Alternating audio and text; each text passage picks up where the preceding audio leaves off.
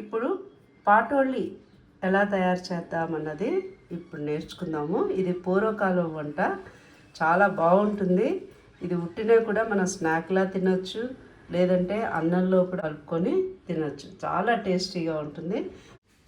ఒక గ్లాసు శనగపప్పు లేదా పావు కేజీ శనగపప్పు తీసుకొని 3 టైమ్స్ బాగా కడగాలి. ఈ విధంగా నీట్గా కడుక్కొని, ఎందుకంటే అన్ని కెమికల్స్ దుమ్ము అంతా ఉంటుంది కదా, బాగా కడుక్కుంటే ఆరోగ్యం అనమాట.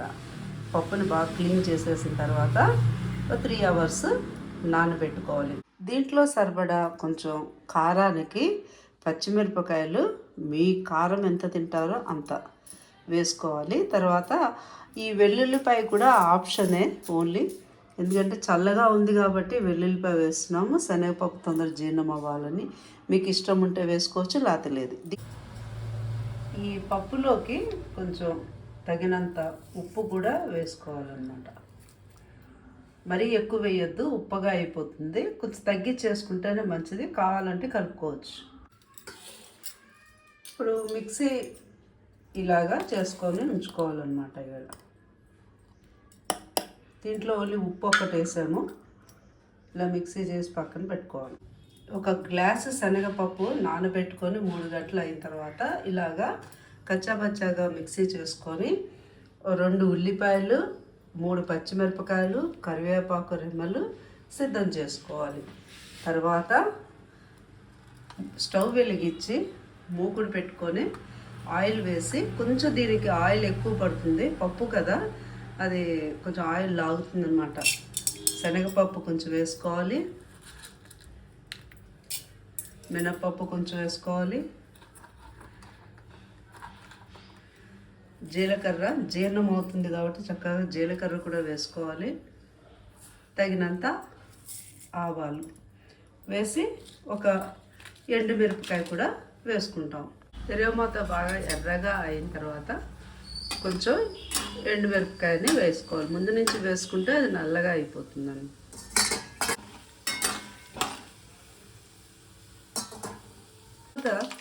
ఎర్రగా అయిన తర్వాత ఎండుమిరపకాయ కూడా వేసుకొని, తర్వాత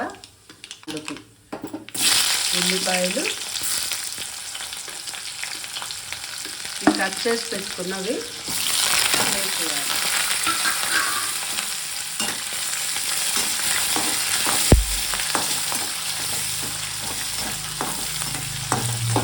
కొంచెం ఉల్లిపాయ కొంచెం బాగా వేగిన తర్వాత మనం పప్పు ఒక నిమిషం మూత పెడదాం.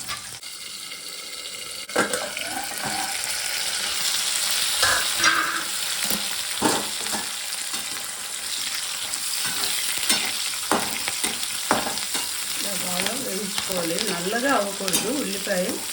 నల్లపాయ అయిందంటే చేదు వచ్చేస్తుంది అన్నమాట. వేసి పిండి, ఇప్పుడు రుబ్బుకున్న పిండి ఉంది కదా, ఇదేమో కొంచెం మనం ఇలాగా విడివిడిగా వేసి వేసేయాలి. వేసి బాగా కొంచెం పైన ఏమోనో కొంచెం ఆయిల్ వేయాలి తగినంత మళ్ళీ, ఎందుకంటే దీనికి ఆయిల్ కొంచెం లాగుతుంది, కావాల్సి వస్తుంది అన్నమాట. పిండి కలపాలి. ఉప్పు ఇందాకే వేసాం కాబట్టి ఇప్పుడు వేయాల్సింది. చూసారు కదా, తడి ఆయిల్ అంతా లాగేస్తుంది, రుబ్బిన పిండి అంతా పీల్చేస్తుంది అన్నమాట. కొంచెం బాగా మనం సిమ్లో పెట్టి ఆయిల్ కొంచెం వేసి మూత పెట్టుకొని ఉంచాలి. ఇప్పుడు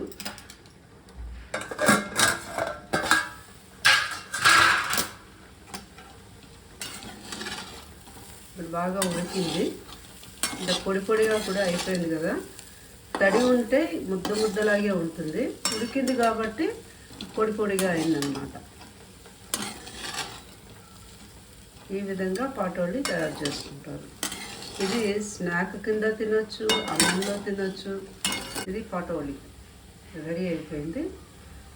ఎలా వచ్చిందన్నది మీరు కూడా ఒకసారి ట్రై చేసి మీ కామెంట్ రూపంలో మాకు ఇవ్వండి. Thank you.